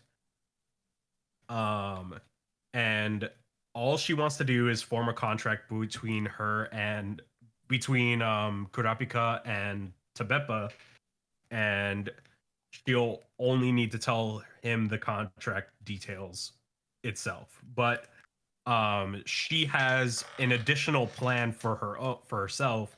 So she wants to sweeten the pot a little bit, and in order to do that, she has to explain everything, everything that has to do with her. So Kurapika asks her, "Yo, what's your true plan?" And she kind of hesitates a little bit, not because she doesn't want to tell him, but because she doesn't know how to say it. So after a little bit of thought, she just goes out and says that she's Beyond Netero's daughter, which is a shock to everyone in the room, specifically Bill, because Bill is, like I said, allied with Beyond. So this looks like it's news to him. Does Um, Kurapika know that? Kurapika know what? That Bill is part of Netero's team? Yes, he does. Does Bill know that? Bill knows that as That well, yes. Kurapika knows that? I think Bill disclosed it to Kurapika. Because he's trying to. I think he's trying to protect Prince Wobble too, right? Yeah, so Bill's first plan, like his first mission at the moment, is to protect Wobble. So he is he's, even though he's working with Beyond, he's still a trustworthy person in this instance because he has a job to do. Yeah. And Kurapika, now to continue the chapter, Kurapika is like, "All right, go ahead, explain." And 30 years, Longhi goes on to explain that 30 years ago, Beyond talked officers into having officers within Kakin to have sham marriages, and basically made them all have kids, like his children, and all of them were born with Nen.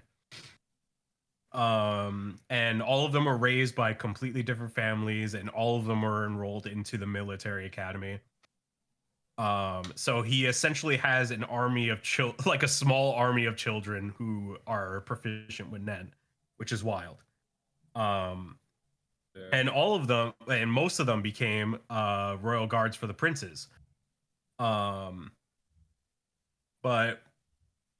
something just never felt right. There were some things that just didn't make sense.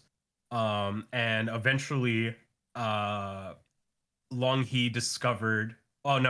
was discovered by by one of her siblings. One of her step siblings found her, and they became aware that there are many others like them that were born from Beyond's sham marriages. So we learn here that since they were born with Nen, they instinctively learn Ten and Zetsu. Zetsu, which is a form of kind of, erasing your Nen essentially. Like it makes it so that you can't be tracked, but it also makes you extremely defenseless to Nen attacks. 10. Hold on. I forget what 10 is.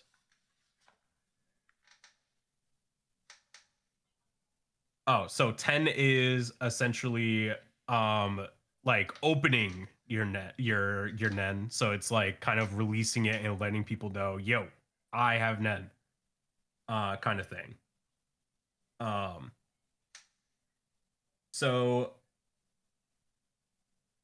that's kind of like a good side effect because like they have such a good proficiency with Nen, having had it their whole lives, that they could just pass through the academy classes without even trying.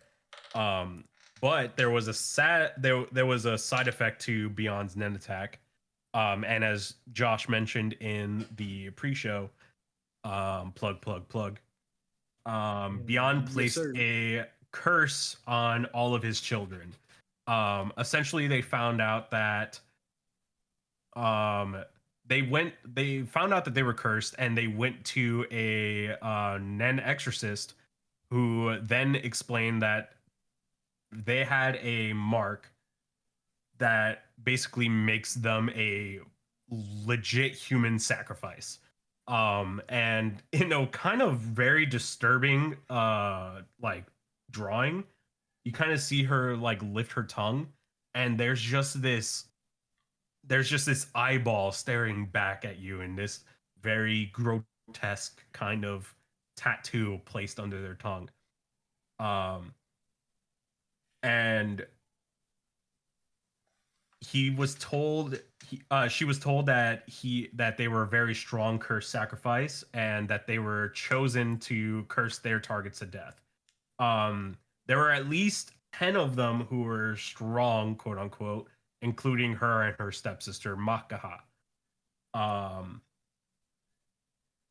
And if there were many or more weak ones, nobody really knows, but Beyond has been preparing for this shit for a long time. Um, and they were Whole assured that there was, generation. yeah, they couldn't, they can't even take it off. And it's an extremely powerful curse like they'd never seen.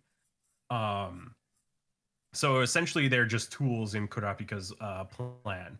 Not Kurapika, Beyond's plan. And Bill cuts in and he's like, yo, this is going on for a pretty long time. People are going to get suspicious if we let this drawn out too long. And Kurapika's like, all right, but I kind of need to hear everything so that I can form a contract with Prince Tevepa. And Longhee continues and says that since Beyond didn't make any moves after oh yeah, and her stepsister Makaha tried to join Prince Camilla's entourage, but she failed, and Beyond made no moves. So that means that maybe the targets that they were assigned to aren't really like the targets of their curses.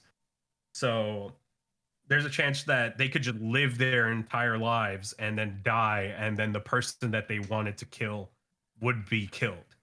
Um, so it's that intricate and complex. Like they didn't. There's a chance that they don't even need to be in the military at all. Um, and Kurapika kind of continues to clarify, and he's just like, "Yo, so you don't know who your target is, but you're sure it's a prince." And Longhee says yes, though she clarifies that it's speculation, even though she's very sure that she's meant to be cursing a prince. And her reasoning is that there are more than 10 strong curse sacrifices and 14 princes. And she doesn't believe that to be a coincidence. And nobody knows which prince is going to kill who. And Beyond is just trying to like influence the succession battle so that if Kakin does end up taking over the world, which is kind of the goal here, he kind of wants the king of the world to be somebody that he chose. And Bill kind of asks if he didn't tell the sacrifices that means Beyond knows how to activate the curse, or he's leaving it to fate as a condition that increases the power of the Nen. And Kurapika kind of picks up and he's just like, probably the latter. Beyond is in Kakin's innermost circles, so it's likely he just wants the Elder Prince Benjamin to take the throne. Sacrificing a life is necessary for a powerful curse. If they give Prince Benjamin such a hint in order to ensure he survives as successor, then Prince Benjamin can use his special martial law with the military at his back as a last resort. But Longhee says that she doesn't think it's Prince Benjamin that Beyond is trying to push forward. She believes that Beyond is extremely well prepared, extremely cunning and greedy, and with this much prep time, there's no way that he would promote somebody who isn't related to him. And people are starting to kind of catch on within the room that there's a chance that one of the princes is Beyond's fucking kid, which is fucking insane.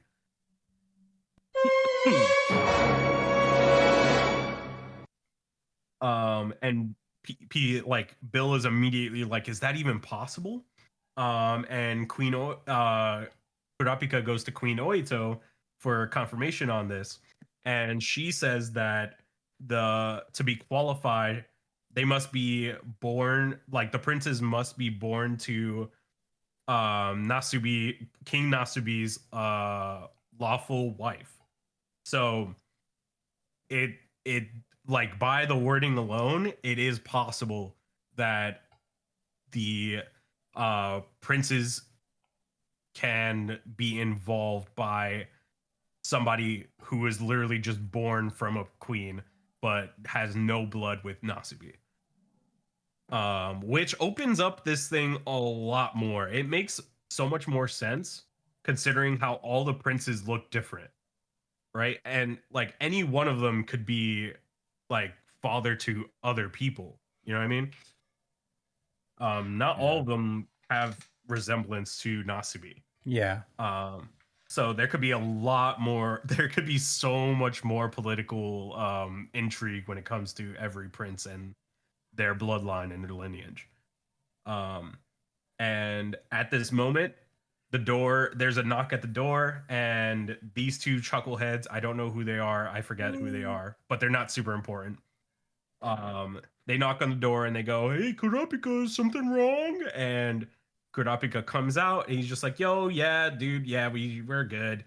We just can't really agree on the terms of the truce.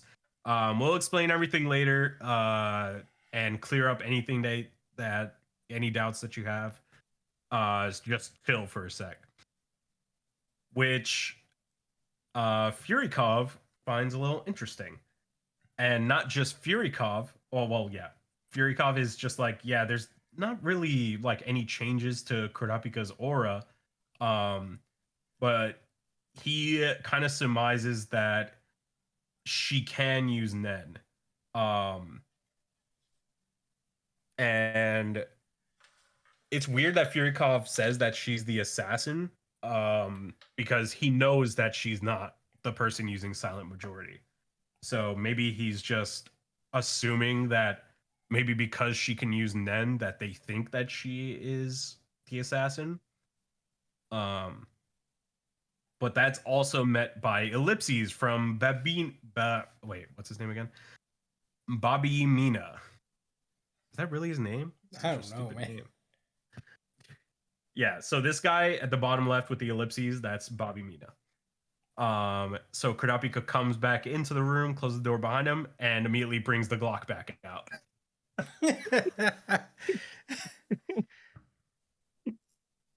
Can you play the lawyer thing? Yeah, I was going to it now. Despite the fact that I'm dressed to the nines, I'm still packing heat, and I'm gonna pull out my weapon. Literally Kurapika right now. And he asks for Longhee to continue. So after all that explanation and exposition, she continues with the contract. And goes more into the specifics of it. So she goes on to explain that the contract with Prince Beppa is is a truce between Wobble and Queen is a truce between Wobble and Tabeppa. Neither side will interfere with nor attack either prince, queen, or their guards. And this will last until 9 a.m. the next week. Which means that the contract will automatically renew for another week, provided that a representative from Tabeppa's room, Tabeppa is present. And her ability will only activate if Kurapika's side violates the terms. And the penalty is a week of forced Zetsu, which is kind of like a death sentence in this situation, because there are quite a lot of Nen beasts that are waddling around ready to fucking prey on anybody. So being defenseless for an entire week is pretty bad. And Kurapika immediately goes to kind of get some more clarification, and goes asking about the definition of attack in this contract, because a Nen attack is very vague. A Nen attack doesn't necessarily mean you're gonna hit somebody with something. It's also an effect. A Nen attack can be like healing or supporting. And she mentions that that means that her ability itself would be an attack. So they will it won't, like, an attack that's supporting will not terminate the contract.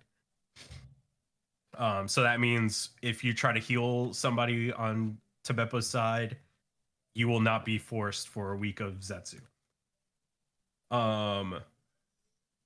And an additional stipulation is to identify Beyond's child before Prince Tabeppa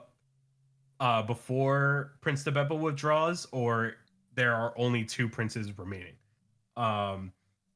If it turns out that the criteria I set are not applicable to any of the princes, the conditions will be met in your favor, and my ability will immediately activate, giving you a reward. So her reward is essentially a one-time use of her Hatsu. And Kurapika's kind of mulling it over. He's kind of like, it's not bad, it's limited, but it depends on the person. So he could honestly make a deal with like, I don't know, somebody like Saradnik maybe, if he's up to it. Like, this is a very strong ability. It's a week of, like, having the ability to make a deal with somebody and kind of have the restriction be whoever you want it to be is very powerful. And his chain hasn't moved at all, so she hasn't lied a single time during all this.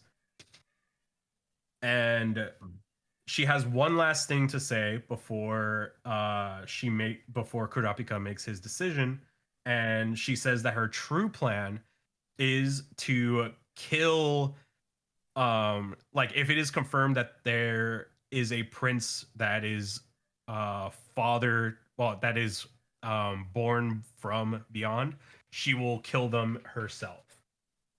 And her Nen kind of flares alongside her as she says that.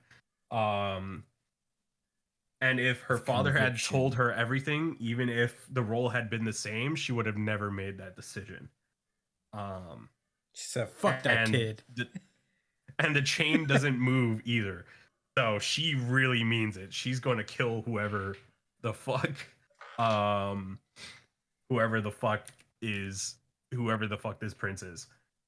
And the door opens. Furikov and Bambina and everybody in the room we'll just go call him Bambina. Look over and they exit the room. Which Furikov immediately notices that there's no evidence that they fought. Their auras are too chill. So it's implied that they just negotiated. There was nothing unnatural, but it looks like Longhee was crying, so he's wondering what the fuck happened in there. He notices that there's a slightly different change in Kurapika's aura, but it's so small that it just feels like it was a subtle change that he could have made in himself, or that he made himself in himself, or Longhee's Nen. He wonders if it's also a byproduct of Longhee's Nen attack. Maybe she did something that involves multiple steps. But he can't narrow it down enough. There's a lot of options that could have happened here.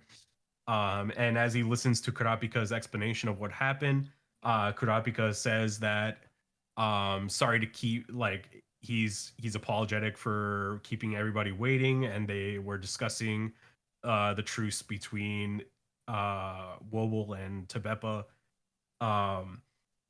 And in short, they're both positive that toward the agreement, but they can't agree on the details, and their opinions are different. Which he says that it's like a balancing act.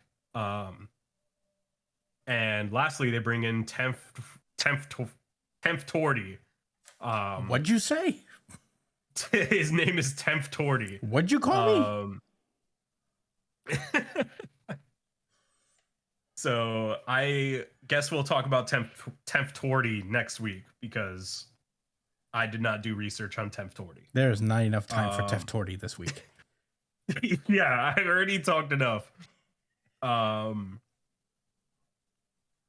And Furikov is kind of like, oh man, I'm starting to think that we should ask for a change in assignment, don't you think? And he kind of looks over to Bambina and he's just like, is something wrong? Which is highly suspicious considering what we just learned about Beyond. So there's a chance that maybe he's his son. But we then move away from Kurapika's Nen school into Beyond Netero's cell. We see him. He's looking a little rugged and a little bored. He's chained to a wall in his bed. And he kind of looks that famous grin. Yeah, and he looks over to Kanzai, and he's just like, "Hey, can you get me a new book?" And Kanzai's like, nah, there's no other books. Read it again, or write your own." And then he asks for a pen and paper, to which Kanzai says, "You got your beard in your own blood." So they kind of banter a little bit, and he's kind of like, "All right, you got any other requests? Don't hold back." To which Beyond requests to arrange a meeting. With whom? Who knows? But that is the end of the chapter. And now we will get Josh's thoughts on this. Josh, what do you think of the return of Hunter x Hunter 401? Yeah, oh man. We've been waiting a long time for Hunter. There is a lot of situations going down on this arc. Multiple floors on this big ass whaleboat. The person that was in the color picture, That's I don't Morena. even remember their name. Yeah. That's Morena. There's a whole situation with her going down like on the 3rd floor basement or whatever. She doesn't even show up in this chapter. Bro, this is just a So there's plethora that. of situations. Yes. Yeah, like going on. So this is a very interesting arc. No doubt though, the most interesting part of it to me is the secession battle with the Nem Beast and the situation going on with Karapika, etc. Um, there was something I wanted to point out. What is it, Josh? Her ability. So she says that the reward is you will be granted a one-time use of my ability. So all it is, all right. Basically, I thought about when Ryan said it could be used against Saradnik, and I thought the ability could be useful even without having to use it. If you have an ability like that that can objectively create fair standards, a fair situation for both parties, and it's based on like a legitimate truce, and there should be no problem. So if someone's not willing to accept it because they don't want to risk that, the penalty of the forced Hatsu, that's kind of almost like an Or admittance Zetsu. of guilt.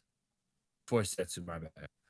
But it's almost like a admittance of guilt. Like, why are you scared for forced Zetsu if you don't mean any harm? True. So the fact that you don't want to use this, because the ability in and of itself is so harmless. If both parties agree, and like in the situation between her and Kurapika, it makes total sense. That's why she revealed it in the first place. If there aren't any extra details that has been left out that can crucially flip the situation, and it looks it's clean. So I don't know. That was just an idea I had. But, man, some of these guards annoy the shit out of me.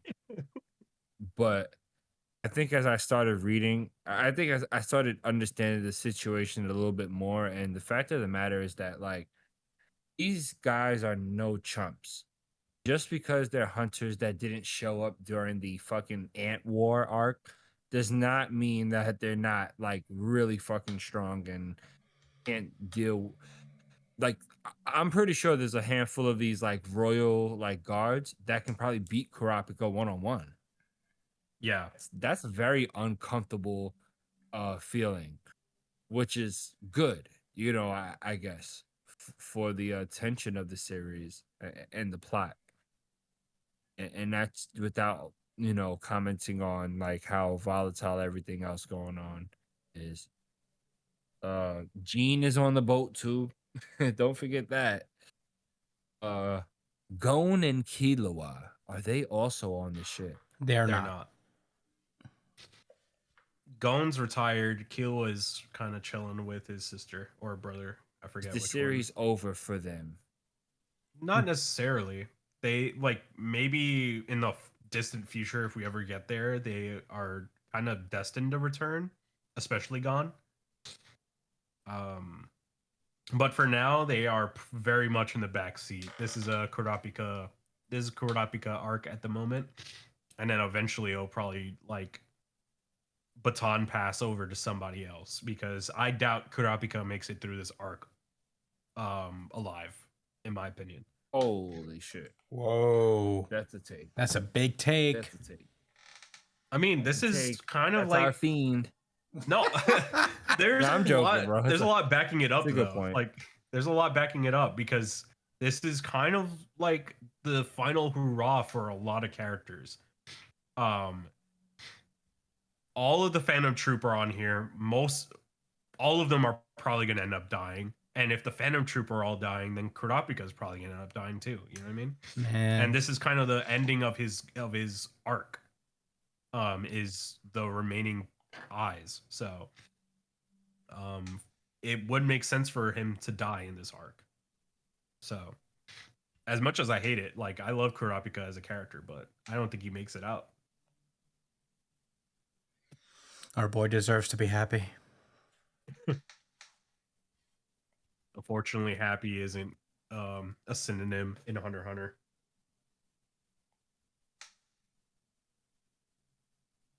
Well, those all your thoughts, Josh? Yeah, I guess so. any more pop up, I'll mention it. Yeah. I started today not remembering 90 to 80% of what is going on in this arc. And this chapter, reading it yesterday, I was like, man, I forgot how fucking loaded every chapter is with information. I remember there was like a single chapter where they introduced like the second prince's, all of her guards. And it was like 10 of them that are named characters with Nen powers. Yeah, it's like World Trigger on steroids. And I'm like, dog, I'm not remembering all this. There's like 87 characters that I have to remember. That being said, I do want to read this again, the Succession arc, because I do like how super intricate this story is. I like, it's almost like a challenge to kind of like retain all this information for me. And I just love the intrigue of it. I don't know how he keeps track of everything, because there's just so many games within games. There's so many subplots in this arc, you know. The lady in the beginning, she's like one of the discarded children of the king, and she's like leading kind of a cult, if I remember right. And that's a whole fucking problem.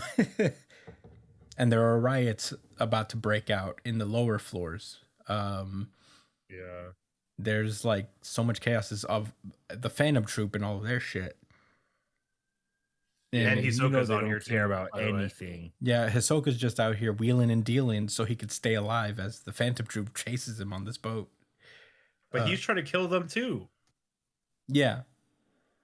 And he said it's on site for anyone who, Oh yeah, he did who say he that. runs into. Yeah, he killed 2 of them, and then he was like, "It's on site for the rest of you. Come on this boat and catch this fade."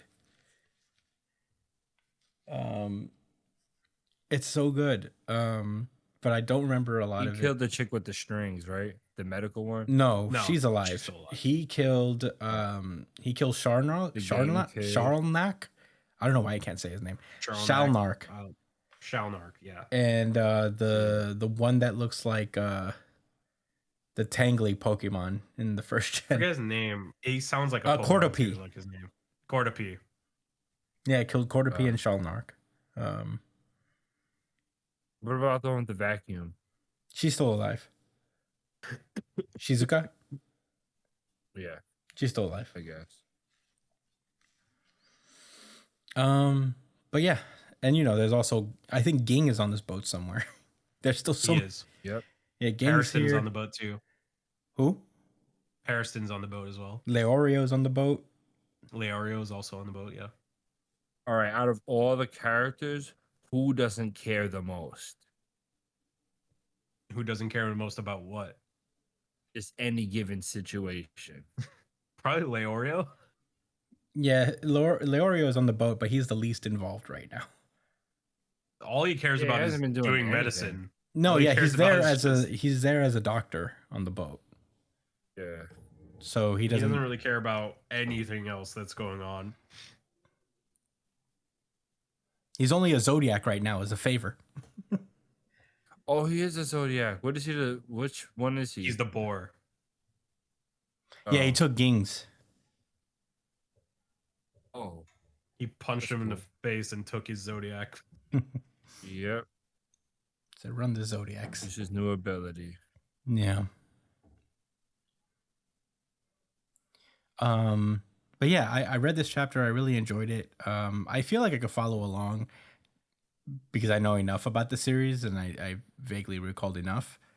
But I'm very curious to see how this turns out in general. I feel bad that Kurapika is defending the only character that can't really defend themselves, which is the baby. Which is also in character for him too. Yeah.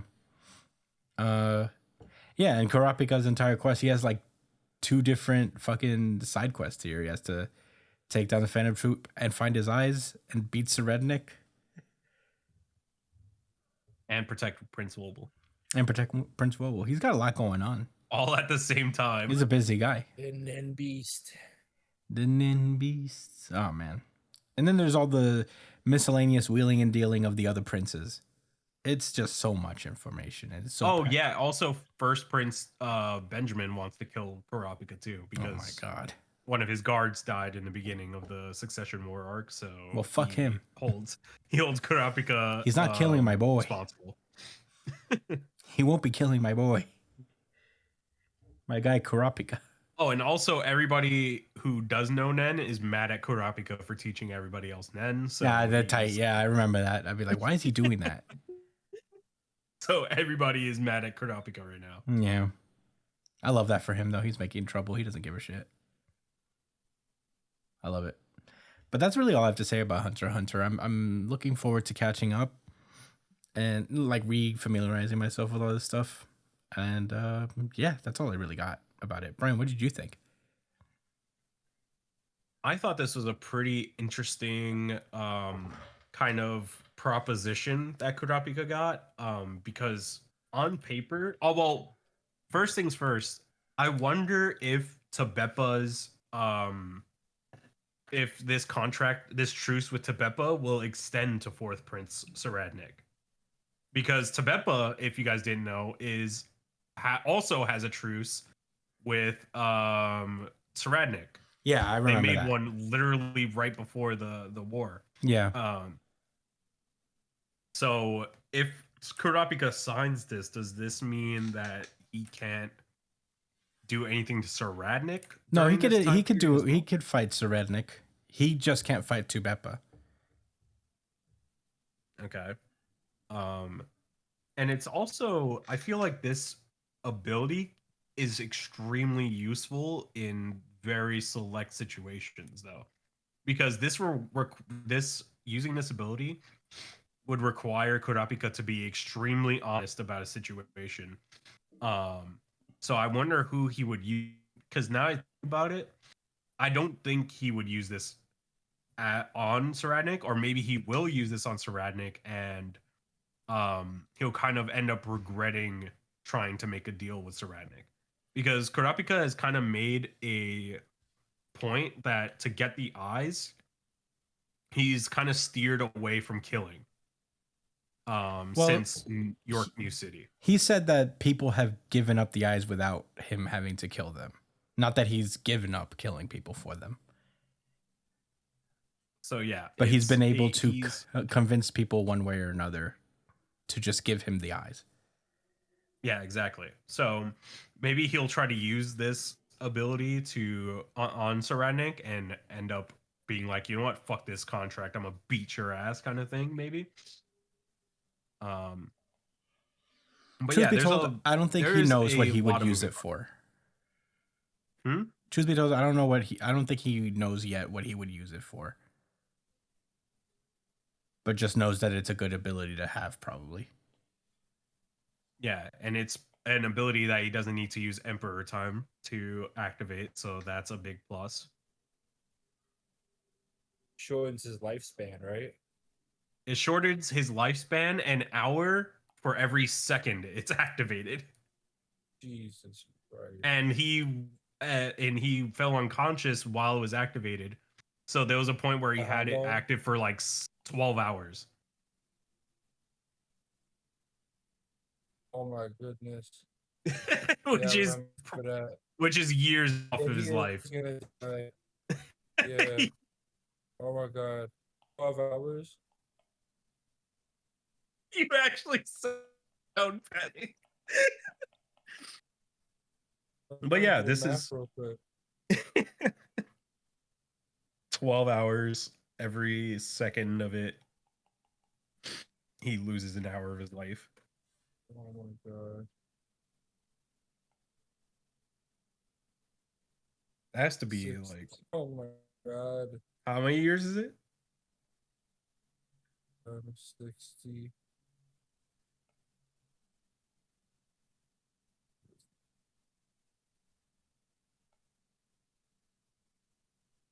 If my math is correct, 43,000 hours. Jesus. 43,200 hours. Which is how That's months. 43. He lost months of his life. That's got to be months. 4,083 hours. Hold on. It's like There's years. Yeah, I'm so tired and high, so it's hard for me to think. All right, there's 60 seconds in a minute. 60 times 60, right? And then there's 60 minutes in an hour. So so 60 times 60 times that by 60, and then you times that by 12 for 12 hours. 4,300 hours. Oh my god, It's far 179 more. days. No, 2,592 hours. Wait, 2 million. Wait, what just happened? Wait, that doesn't sound right. Wait, what just happened? Wait, what? That doesn't Alright. sound right. How the fuck did we get to 2 million? You said it's an hour every second, right? Yeah. Wait, it's an hour every second. Wait, stop making me laugh. All right, it's an hour every second.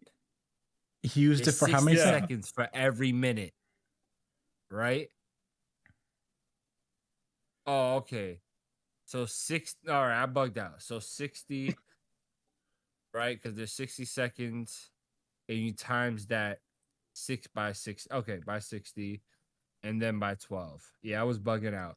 All right, 43,200. That's the right one. How much time is that? We see 43,200 hours. This is very interesting stuff. I don't know how we got to 2 million. 1,800 days. No fucking way. 1,800 days? Wait, How many years is that? he used it for Almost 5 years. How many years yeah, almost 5 is years. 43? Okay. That's wild.